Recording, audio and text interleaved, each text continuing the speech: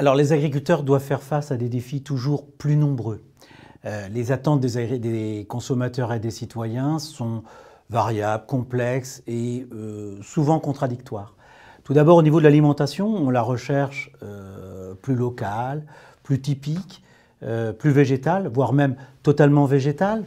Au niveau des véganes, par exemple. Au niveau de la santé, donc les consommateurs veulent préserver leur santé et sont en attente d'agriculture biologique, mais aussi d'agriculture sans OGM, d'agriculture sans résidus phytosanitaires. Les citoyens sont aussi en attente que les agriculteurs respectent le bien-être animal. Ça, c'est renforcé par les publications sur les médias sociaux via, par exemple, l'association L214. Et enfin, d'une manière générale, les citoyens attendent de l'agriculture, des agriculteurs, qu'ils préservent l'environnement et qu'ils maîtrisent notamment la ressource en eau, par exemple, et l'utilisation des sols. Un autre point d'évolution majeure dans l'agriculture, c'est l'évolution technologique. L'observation du vivant se fait de plus en plus par des capteurs, que ce soit pour les productions animales ou pour les productions végétales.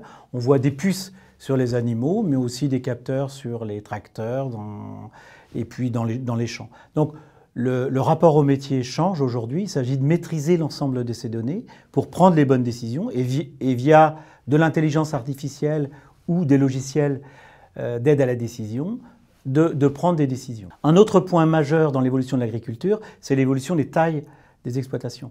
Les nombreux départs en retraite aujourd'hui d'agriculteurs aboutissent à un agrandissement des exploitations et on a des exploitations qui ont maintenant des tailles quasiment de PME et donc qui vont devoir se gérer autrement, à côté de petites exploitations au contraire qui sont souvent orientées pour les circuits courts, et où le métier d'agriculteur là est plus orienté vers la production et la commercialisation, alors qu'au niveau des PME, on a un métier qui devient un gérant et manager de ressources et de personnel. En conclusion, les agriculteurs s'adaptent et on voit apparaître de nouveaux modèles de production et de nouvelles organisations de production.